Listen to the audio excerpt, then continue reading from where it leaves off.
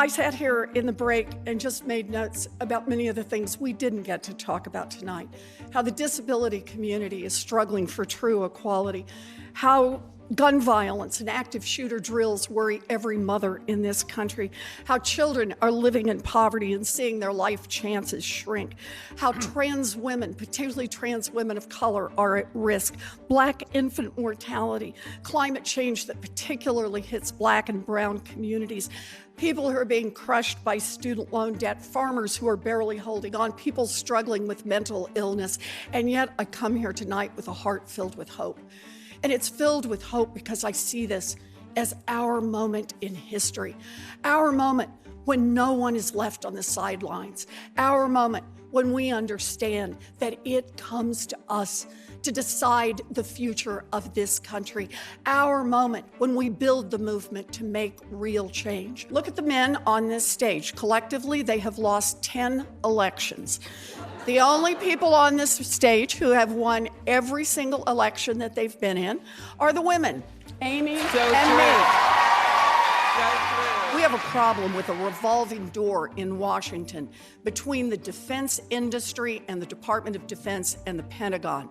That is corruption, pure and simple. We need to block that revolving door and we need to cut our defense budget. We need to depend on all of our tools, diplomatic, economic, working with our allies, and not let the defense industry call the shots. We have known about this climate crisis for decades. Back in the 1990s, we were calling it global warming, but we knew what it was. Democrats and Republicans back then were working together because no one wanted a problem. But you know what happened? The industry came in and said, we can make big money if we keep them divided and make no change. Priority number one has to be taking back our government from the corruption. That is the only way we will make progress on climate, on gun safety, on health care, on all of the issues that matter to us. Senator Klobuchar. A Senate trial is expected to keep you in Washington in the weeks leading up to the Iowa caucuses here. How big of a problem is that for you as you're making your closing pitch to voters here? Look, some things are more important than politics. I took an oath to uphold the Constitution of the United States of America. It says that no one is above the law. That includes the President of the United States.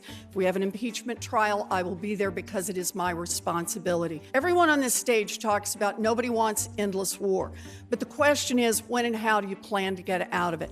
You know, on Senate Armed Services Committee, we have one general after another in Afghanistan who comes in and says, you know, we've just turned the corner and now it's all going to be different. And then what happens? It's all the same for another year. Someone new comes in and we've just turned the corner. We've turned the corner so many times we're going in circles in these regions. This has got to stop. It's not enough to say someday we're going to get out. No one on the ground, none of our military can describe what the conditions are for getting out. It's time to get our combat troops home. Mr. Steyer.